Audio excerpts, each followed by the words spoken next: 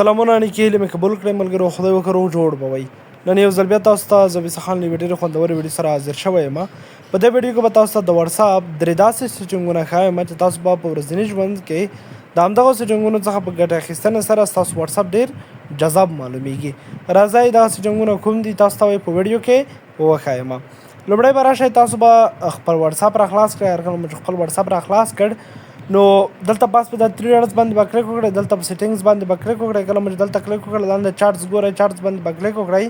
د هغې وروسته پاس ډیفالټ چارټ تیمز ګورئ، په دې باندې به کلیک وکړئ. دغه دوهم اپشن کله مو چې په دې باندې کلیک وکړ دلته تاسو چې هر یو بیکګراوند ورته انتخابوئ د چټینګ لپاره چې د چارټ په وخت کې ښایي مثلا دغه بیکګراوند ورته انتخابوم یا دا چې زه کله چټ کوم ماته دی دا ډول بیکګراوند راکوي. نو دلته په دې چک باندې کلیک وکړئ، سیټ تیم باندې به کلیک وکړئ. که چېرته مو غوښتل چې په خپله خوښه باندې یو د ګیلرۍ څخه تصویر ورته راواخلئ، وال پیپر باندې به کلیک وکړئ، پاس وګورئ چوز فرام ګیلري، له ګیلرۍ څخه به یې ورته راواخلئ او انتخاب به یې کړئ.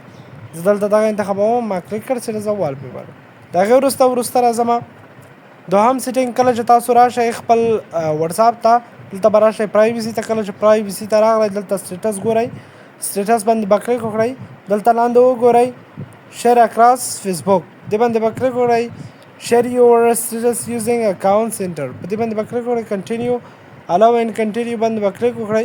تاسو هر کله چې په وټساپ کې هر یو سټیټس یا هر سټوري ږدئ ستاسو د فیسبوک په اکاونټ به هم همغه سټوري راځي. دلته خپل د فیسبوک اکاونټ ورته انتخاب کړئ. دریم سیټینګ را به شئ خپل وټساپ ته. کله چې خپل وټساپ ته راغلی مثلا دغه پس کس سره زه شخصي چاټ کوم نو زه غواړم چې د وټساپ لاک کوم، یعنې زما نه بغیر د وټساپ ته څوک رسیدګي ونه کړلی شي. تاسو به همدغه کس شماره ونیسئ.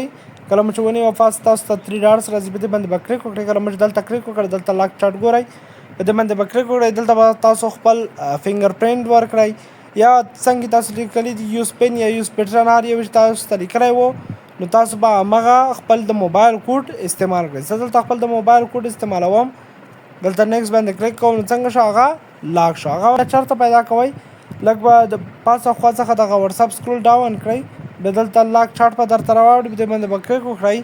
دا به بیا دلته انلاک کړئ. تاسو ته به د هغې وروسته دلته کومې شمارې مو چې لاک کړي وي هماغه به تاسو ته راواوړي. نو هیله لرم چې ویډیو مو د خوښې وړ ګرځېدلې وي. لازما د داسې نورو ویډیوګانو لپاره زموږ یوټیوب چینل در سره سبسکرایب کړئ. تر بلې ویډیو مو په الله سپارم. ښې شپې ښه وخت.